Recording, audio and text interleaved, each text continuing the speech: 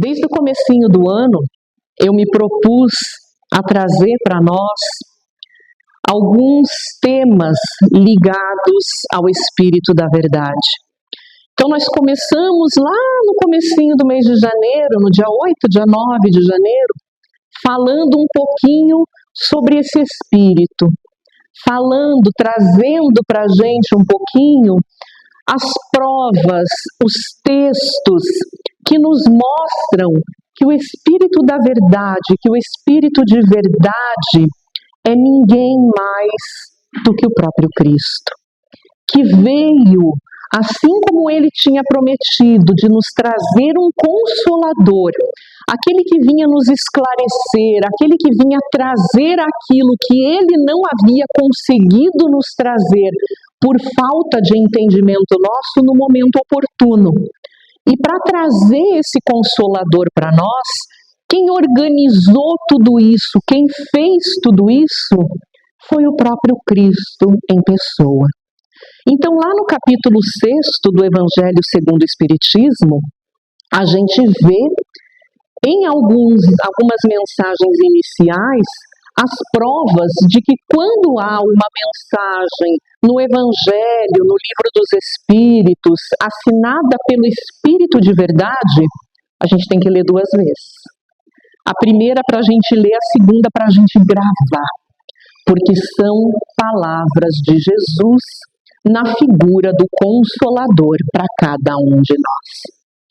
E esse capítulo do Evangelho, ele termina com 4 mensagens. Essas 4 mensagens, todas elas atemporais, então são mensagens que valem para nós em qualquer dia, em qualquer tempo, assinadas pelo Espírito de verdade, trazidas pelo próprio Cristo para os nossos corações.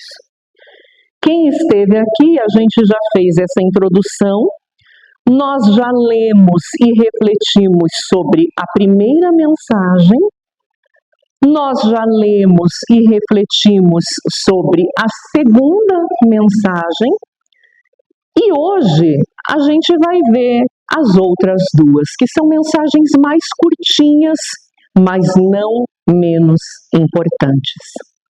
Vamos ler juntos, que nem a gente tem feito, palavra por palavra. E eu peço para vocês que quando vocês lerem este texto, não ouçam a minha voz falando com vocês. Imaginem aqui no meio desse palco, sentado ali, com as criancinhas em volta, o próprio Jesus falando a cada um a mensagem que ele deixou a cada um de nós.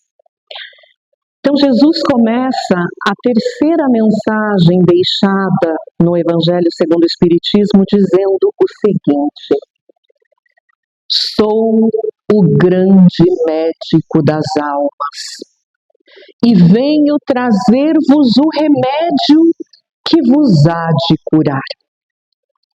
Os fracos, os sofredores e os enfermos são os meus filhos prediletos. Vamos parar de ler aí? Podia parar aqui a mensagem. Podia parar aqui a mensagem e eu diria que é o texto mais lindo que tem no Evangelho segundo o Espiritismo, na minha humilde opinião. Jesus começa esse texto trazendo para a gente uma revelação que por muitas vezes a gente não compreende. Jesus vem nos relembrar quem nós somos. Jesus vem lembrar a cada um de nós algo que por vezes a gente deixa esquecido. Por vezes, o nosso trabalho, a nossa família, os nossos afazeres, a nossa vaidade, deixa de lado, deixa esquecido a nossa verdadeira essência. Por vezes, a gente se preocupa tanto em conservar o corpo perfeito, a saúde perfeita, a imagem perfeita. A gente corta o cabelo, a gente faz maquiagem, a gente se arruma, a gente faz dieta, a gente vai para academia, a gente corre no parque. E isso envolve a gente de um jeito que a gente esquece a nossa essência. Qual é a nossa essência? A nossa essência é que todos nós somos filhos de Deus, espíritos criados por Deus, com um único objetivo: evoluir e chegar à verdadeira felicidade. Deus não nos criou com nenhum outro objetivo que não fosse esse. Aí você vai dizer, Tami, mas está difícil. Como assim o objetivo é só felicidade? Eu não sofro o dia inteiro. Eu não tenho contrariedades, eu não tenho brigas, eu não sou humilhada, eu não tenho problema, não discutem comigo, ninguém me ouve, eu fui rejeitada, eu vivo com problema financeiro no trabalho, na família, eu estou doente, eu estou com uma doença incurada. Como é que você vem dizer infelicidade? Tudo que eu falei aqui são males do espírito ou são males do corpo? São questões espirituais ou são questões da nossa vida material, do nosso dia a dia? Jesus vem nos lembrar com essa mensagem a nossa essência, quem nós somos e quem o Cristo é para cada um de nós. Sou o grande médico das almas e venho trazer-vos o remédio que vos há de curar.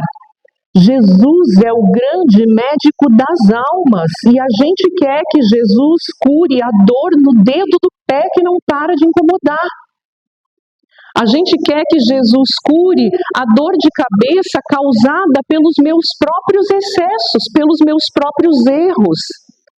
A gente quer que Jesus me livre de uma prova que está resolvendo um problema de 20 encarnações passadas seguidas que eu não conseguia resolver de outro jeito. Por quê? Porque a gente vive o mundo material como se ele fosse o único. A gente esquece da onde viemos e para onde vamos. Gente, já pensou que coisa triste se o mundo material fosse o único mundo real e verdadeiro? E as pessoas que a gente ama, que não estão mais com a gente? E as crianças que mal nascem e já desencarnam? Que tristeza que ia ser o mundo se não tivesse mais nada além disso. A gente vem, vive 20, 30, 40, com sorte, 100 anos e acabou? É isso? Deus ia nos criar para isso? E daí, nesse período de 100 anos, vamos chutar lá, estou sendo exagerada. Nesse período de 100 anos, eu passei 30 anos com dor, 20 anos com raiva, 5 anos com mágoa. Aonde está a felicidade? Aonde está o que Deus prometeu me trazer quando me criou? Então, gente, não é só isso. O mundo material, o que é o mundo material que a gente vive? É uma experiência, é um aprendizado, é uma escola necessária. Se não fosse necessária, não estaríamos aqui. Por que a gente vem para cá? Por que a gente reencarna? Por que a gente não fica vivendo só no plano espiritual? Não parece ser tão melhor a gente viver só no plano espiritual, já que espírito não sente fome, não sente frio, não sente dor? Não seria melhor a gente viver no mundo espiritual? Seria, se a gente tivesse sido criado perfeito. Se a gente não tivesse precisado aprender nada, só que a gente precisa aprender. Deus, no seu amor, na sua justiça e na sua bondade, nos criou simples e ignorantes. E permite que através do nosso livre-arbítrio, da nossa livre vontade, a gente vá para o caminho que a gente quiser. E com isso a gente demore o tempo que nós escolhermos para chegar na felicidade. Quanto antes a gente compreender quem somos, onde estamos e o que fazemos, antes a gente chega nessa tão sonhada felicidade. O caminho é longo, muito longo. A gente só precisa ter todo o conhecimento possível do universo. Então, só por aí a gente já sabe que não é de hoje para amanhã. Mas é um caminho aonde, quanto mais o meu esforço me levar para o caminho do bem, para o caminho certo, para o caminho do amor, mais eu me aproximo de Deus. Mais próximo eu fico de Deus. E é isso que Jesus vem nos lembrar. Muitas vezes a gente fala, poxa, mas eu tenho uma doença que me acaba comigo. Eu tenho uma doença que me judia.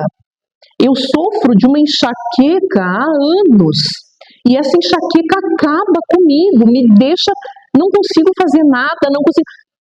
Como que Jesus vem me trazer? Porque essa doença, esse problema, isso que tanto me aflige no meu corpo, é para que eu entenda que isso é a cura da minha alma.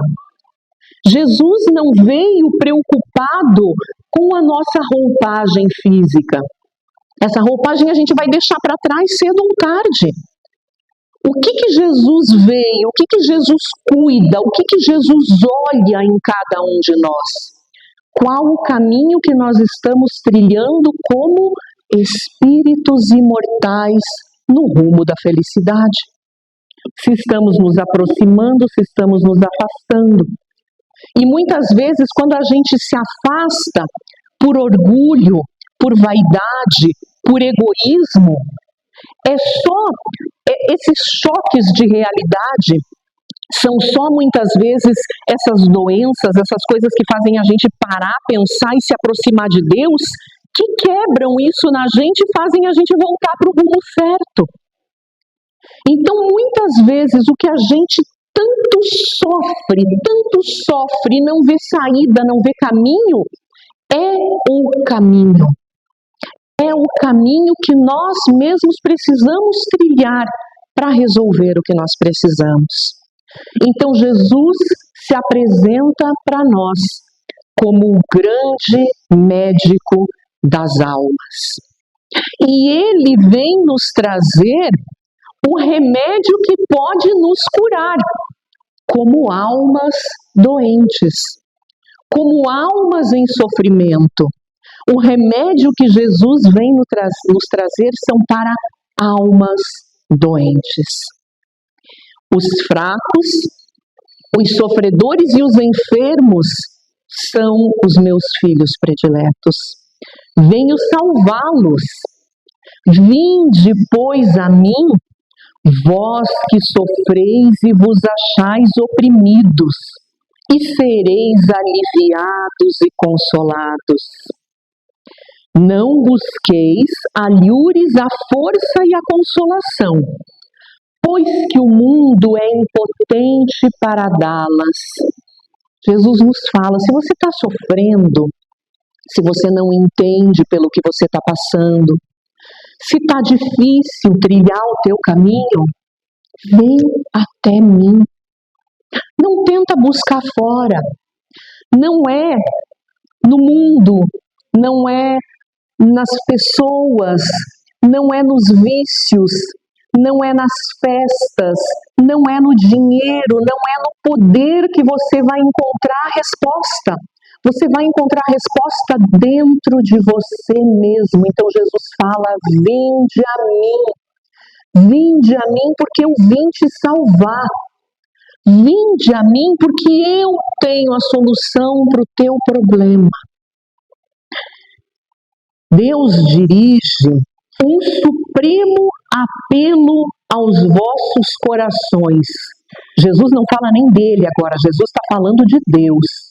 Deus dirige um supremo apelo aos vossos corações por meio do Espiritismo. Escutai-o. Extirpados sejam de vossas almas doloridas a impiedade, a mentira, o erro, a incredulidade, a falta de fé, gente. A gente às vezes vem, mas no fundo a gente não acredita. A gente fala, eu vou lá ver para ver se comigo acontece alguma coisa. E aí sai daqui, viu? Não acontece. Por quê? Ela fala que a gente vai sentir. Nunca sinto nada. Nunca me senti nada. Nunca. Diz que tem energia. Não percebo essa energia. Por quê, gente?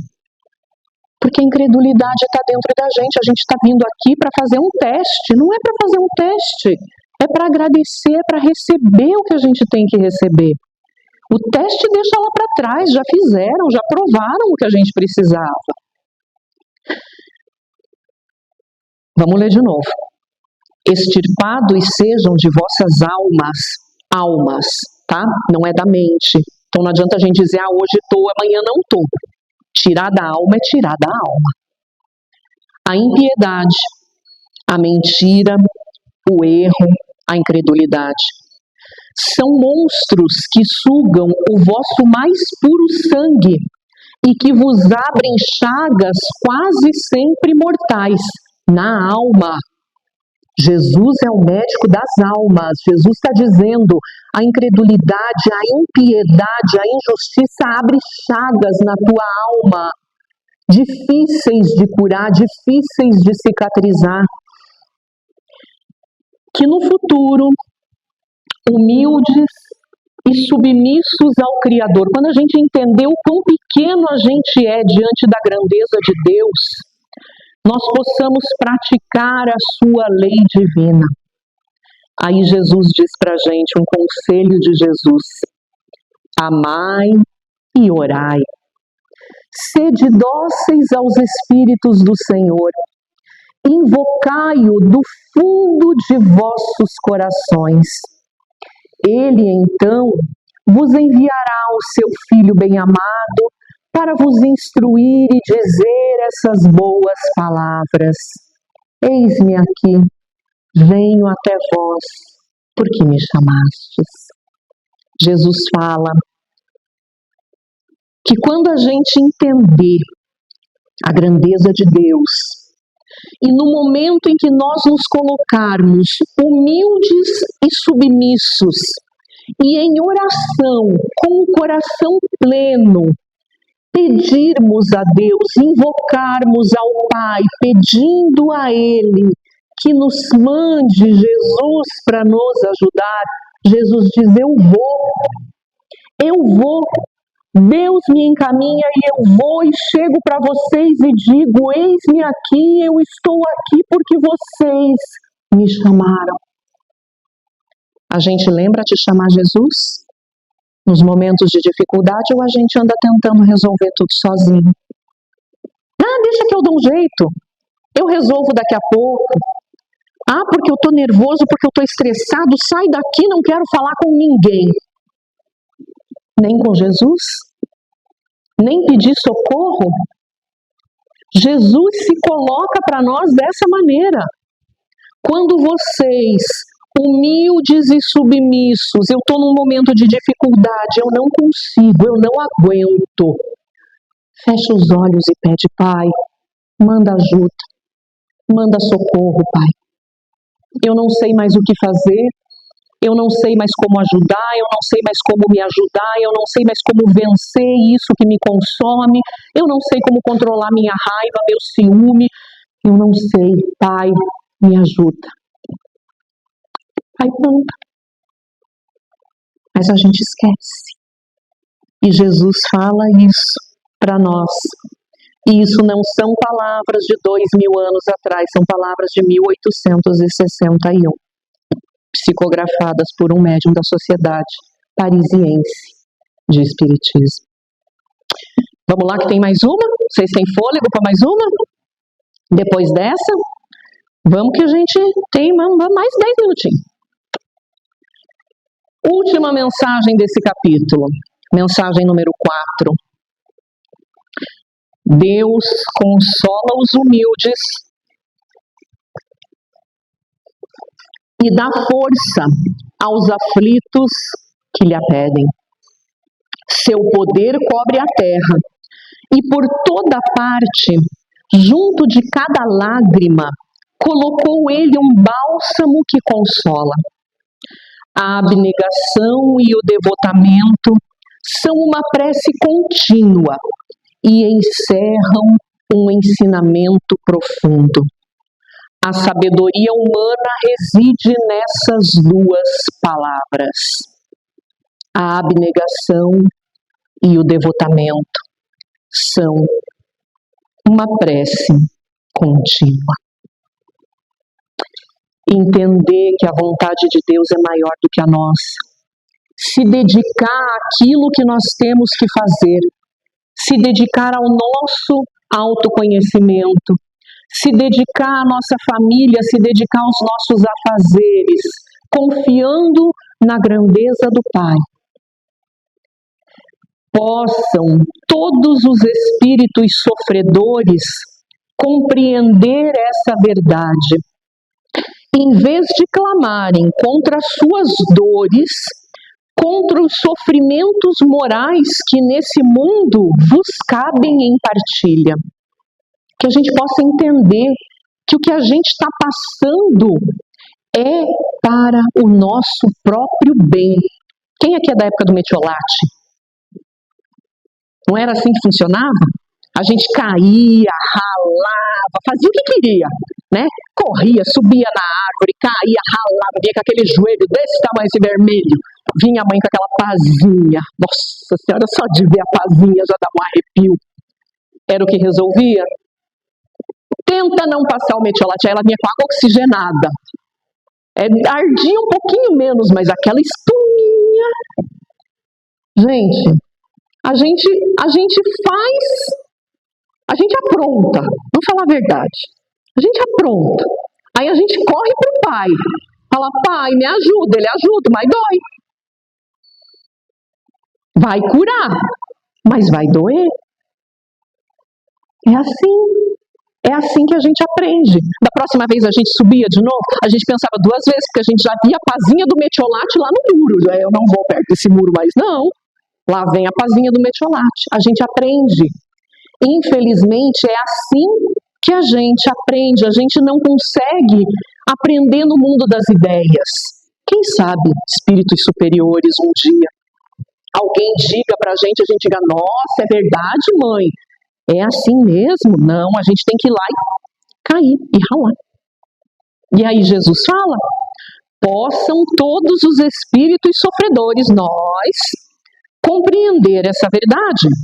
Ao invés de clamarem, vou colocar mais uma coisa na frente, ao invés de clamarem e reclamarem, e reclamarem, e reclamarem, e reclamarem contra as suas dores, contra os sofrimentos morais que nesse mundo vos cabem em partilha.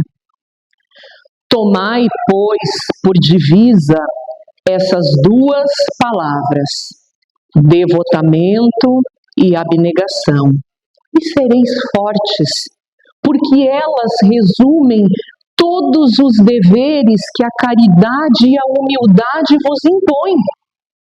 O sentimento do dever cumprido vos dará repouso ao espírito e resignação. O coração bate então melhor, a alma se asserena e o corpo se forra aos desfalecimentos. Por isso que o corpo tanto mais sofre, quanto mais profundamente o espírito é atingido. Gente, Jesus vem nos dizer, não sofram à toa, não coloquem tanta vontade, tanto pensamento, tanto foco no teu sofrimento.